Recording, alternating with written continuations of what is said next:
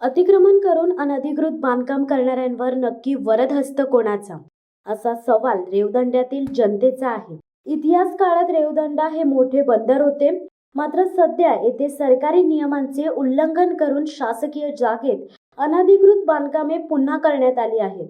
कोट्यवधी रुपयांच्या सरकारी जमिनीवर बेकायदा पद्धतीने तंबू ठोकून पर्यटन व्यवसाय करण्यात येत आहे. याबाबत ग्रामस्थांनी पुन्हा रेवदंडा ग्रामपंचायत, रेवदंडा पोलीस, जिल्हाधिकारी रायगड, अलिबाग प्रांताधिकारी, अलिबाग तहसीलदार व पोलीस अधीक्षक रायगड यांच्याकडे तक्रार अर्ज केला आहे.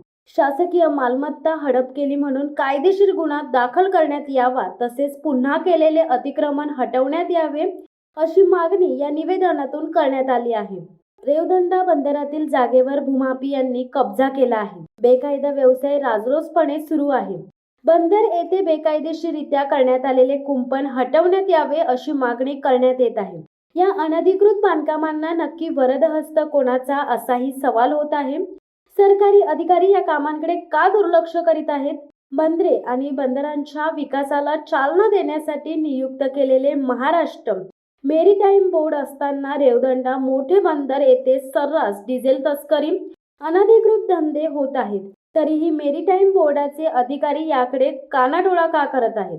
ग्रामस्थांनी वारंवार तक्रार निवेदन देऊनही सरकारी अधिकाऱ्यांकडून अद्यापही कोणत्याही प्रकारची कारवाई न झाल्याने मोठे बंदर येथील ग्रामस्थांकडून संतप्त प्रतिक्रिया व्यक्त होत आहेत. अतिक्रमण हटवण्यात यावे या मागणीने जोर धरला आहे. अतिक्रमण न हटवण्यात आल्यास यापुढे उपोषणास बसण्याचा तसेच वेगळ्या मार्गाने आंदोलन छेडण्याचा इशारा मोठे बंदर ग्रामस्थ सुरेखा हाडकर यांनी दिला आहे. सुरेखा हाडकर यांनी याबाबत रेवदंडा ग्रामपंचायत, रेवदंडा पोलीस ठाणे, जिल्हाधिकारी रायगड, अलिबाग प्रांताधिकारी, अलिबाग तहसीलदार, पोलीस अधीक्षक रायगड यांना ग्रामस्थांच्या वतीने निवेदन दिले आहे. शिवसत्ता टाइम्ससाठी ओमकार नागावकर, अलिबाग. दे धडक बेधडक वृत्त देणाऱ्या आपल्या शिवसत्ता टाइम्स न्यूज चॅनलला लाल बटन दाबून सबस्क्राईब करा आणि बेल आयकॉनला क्लिक करायला विसरू नका.